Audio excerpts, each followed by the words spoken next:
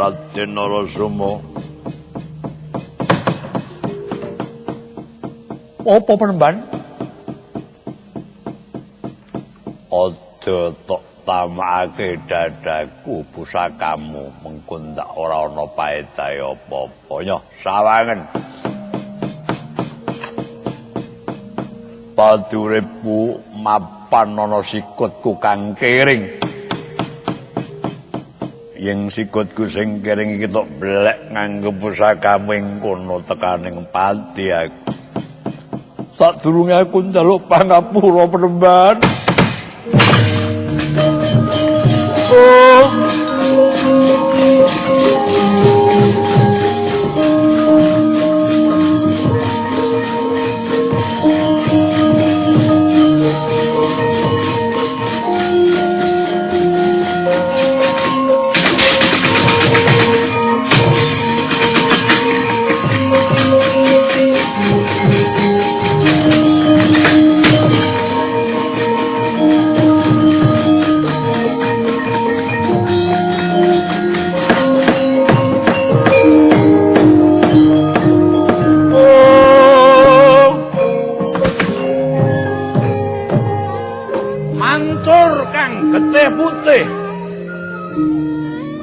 Midil saka sesikuti Begawan Bagaspati.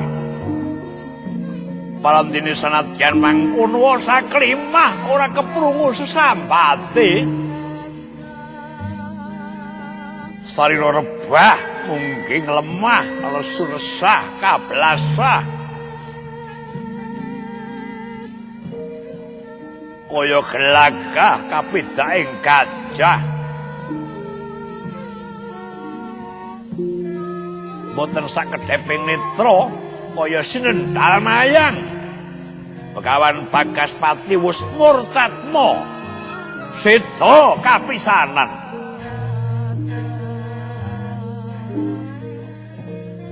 Bauta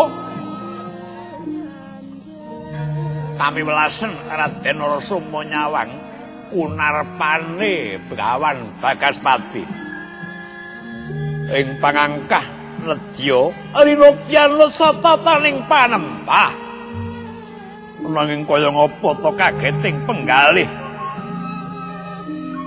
sakedheping netra Begawan Bagaspati wis sirna saking Pandulu namung kantun nilar kumara mantu wong bagus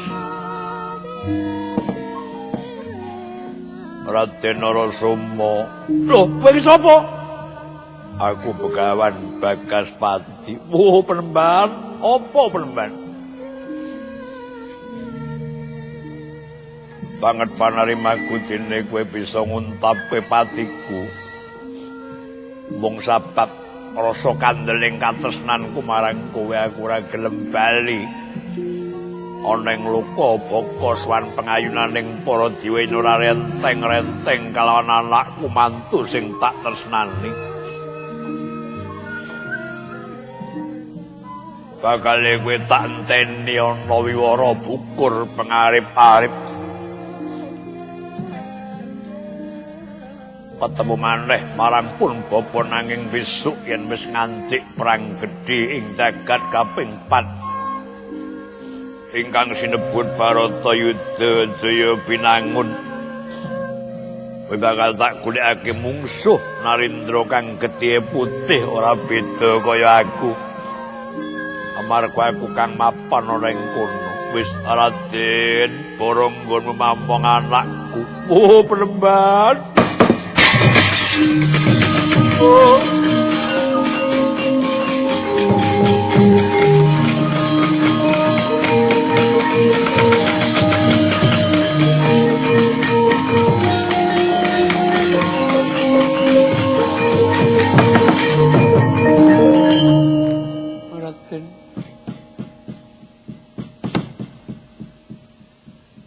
Apa penemban kok mboten ketingal?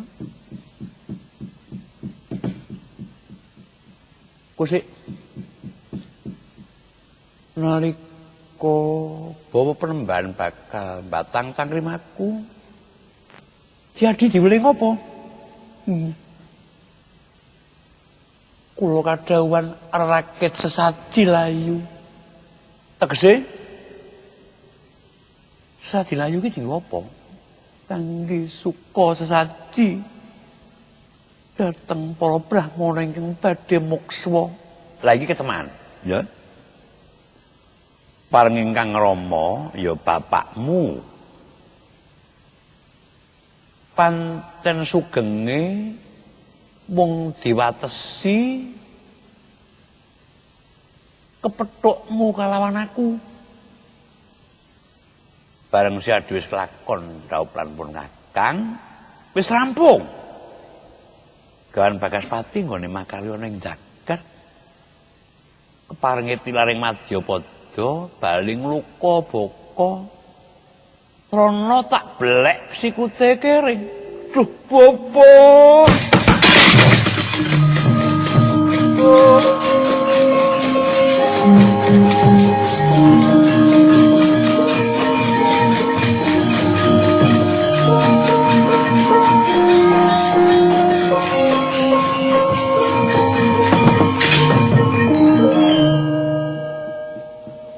Semanten Raden ninipun wantala dhateng Hyang Aspuh kula. Udawati. Ora kok pun Kakang Wantala, Kang mengkono wis dadi keparenging penggaling Kang Rama. Ing atase manungsa mono, kiraku tanpa guna yen nglawan tekaning kodrat. Manungsa tri prakara kang ora wenang ngawruhi siji temuning judul, loro tekaning kabegjan, telu tibaning pepasthen. Kabeh mau muhung purba wasisane kang anyipta jagat. Ana nenunen kridaning ati ora kawawa mbedhah kuthaning pasti budidayaning manungsa ora bisa ngungkuli garising kawasa. Ya mengkene iki lelakone. Yen si Adyami duwung geketun. Patine wong atuwamu murkake. Pusaka kang tak lambung iki unusen tamakna dadhanipun Kakang. Aku tak melu mati. Raden, pantok pepuntoning tekadku namung pasrah paduka. Dersamu kawis wau, kula namung badhe nederek. Lah iya, mula telung perkara manungsa kang rawenang ngawruhi.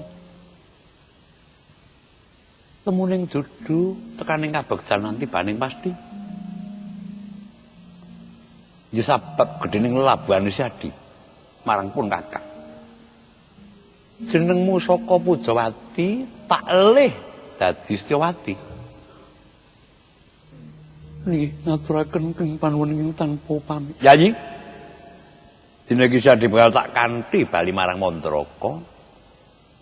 Swanana ngersane Kanjeng Rama Prabu. Supaya tumuli diwuningani. Raden swawi kula dherekaken.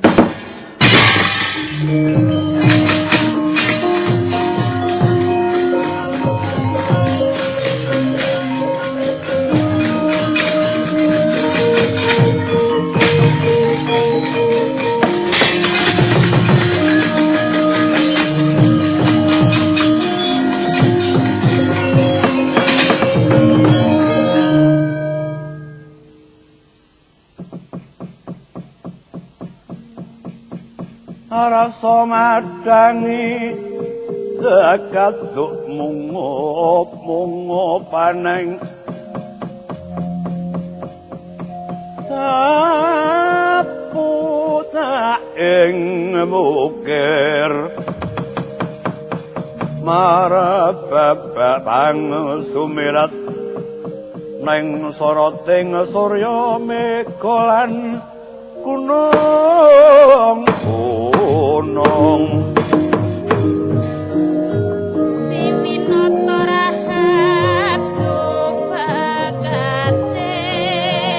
seta rama-rama sanjang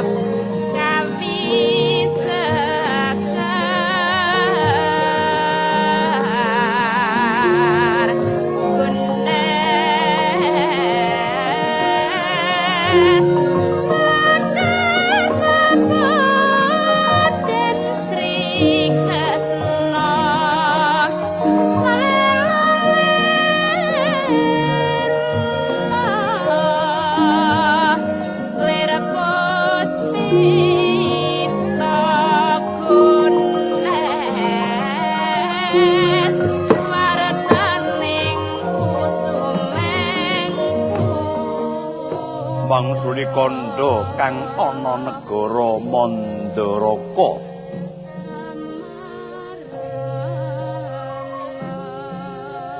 Prabu Mandratpati ya sang Mandra Kiswara lenggah aneng pendhape wewangunan ing ngadhep ingkang putra putri ing ngasesilih Dewi Madrim. Senadyan wiwit pething surya nganti andung kabedhuk tengange parandene saklimah kewala sang nata dereng keparengangunan ndika karana enget ingkang ndawek Mindra saking prajanengge ingkang putra sang Narasoma. Nanging kaya ngapa to kaget ing penggalih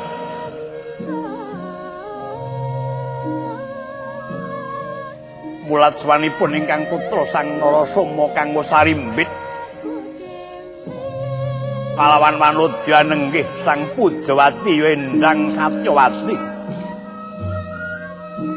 Ada ing awit langkung rinaketake kemangkono pangandikane lamun kawijiling lisan. Kowe lah anakku ngger. Kulo Narasoma kene nyaketa wong bagus.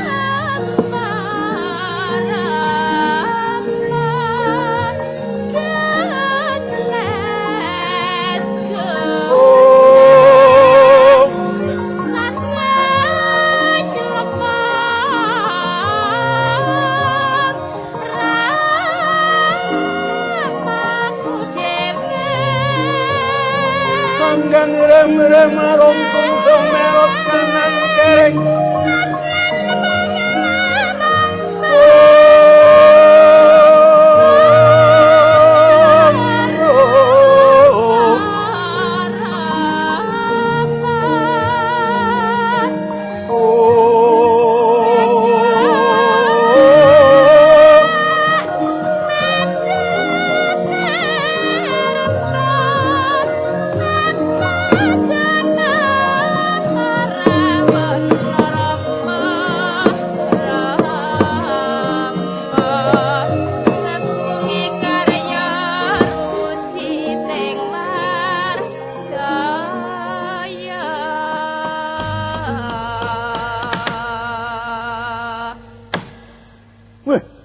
jagat Dewa Bathara ya jagat Pangestungkara.